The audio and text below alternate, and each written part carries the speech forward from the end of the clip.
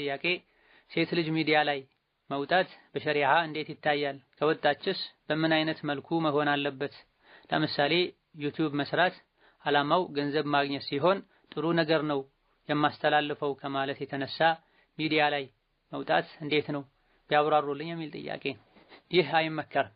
አላህ ተባረከ ወተዓላ ሴትን ልጅ ወቀርነ ፊ ቡዩቲኩነ ወላ ተበረጅነ ተበሩጀል ጃሂልየቲል ኡላ ወአቂምነ ሶላተ ወአቲነ ዘካተ ወአጢዕነ አላህ ወረሱለሁ ብሏቸዋል።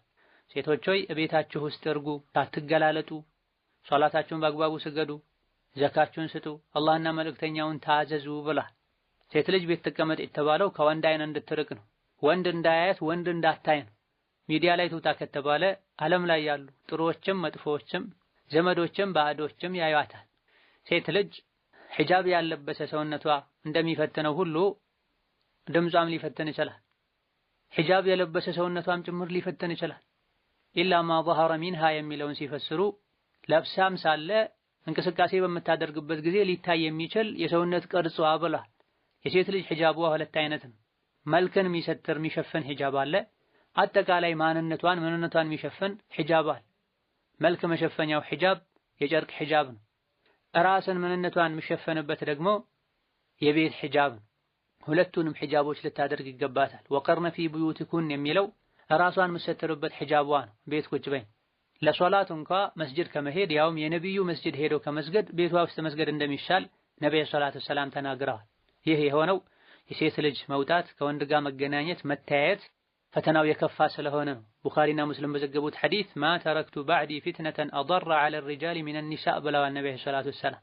ለወንዶች ከሴቶች የበለጠ ፈታኝ የሚባል ነገር የለም ብላ ወንዶችን ማበላሻ ከዲን ማራቂያ ቀልብ ማድረቂያ መንገድ ሴቶች እንደሆኑ ያወቁ የእስላም የአኽላቅ ጠላቶችም ሴትን ባገኙት አጋጣሚ ሁሉ ከወንድ ጋር እንድትቀላቀል ሒጃቧን እንድትተው ሐያ እንድታጣ አድርገዋል። ሚዲያ ላይ እንድትሳተፍም ያደረጉት እነሱ ናቸው። የሚታየው የሚሰማው የሚነበበው ሚዲያ ላይ አይሻ ረዲየላሁ ዐንሃ ወንዶችን ታስተምር ነበር አይደል እንዴ እያሉ ጥያቄ ያነሳሉ፣ አልፎም ይከራከራል። አይሻ ረዲየላሁ ዐንሃ ወንዶች መሃል በወንበር ላይ ቁጭ ብላ አልነበረም ታስተምር የነበረው።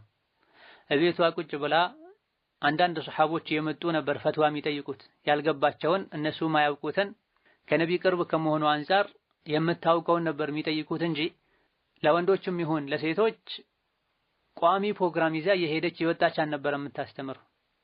ነዓም ሴት ልጅ ባለችበት ቤቷ ውስጥ ሆና የሴቶች መስጂድ ውስጥ ሆና የሴቶች መድረሳ ላይ ሆና ያውም ይሄም ሳይበዛ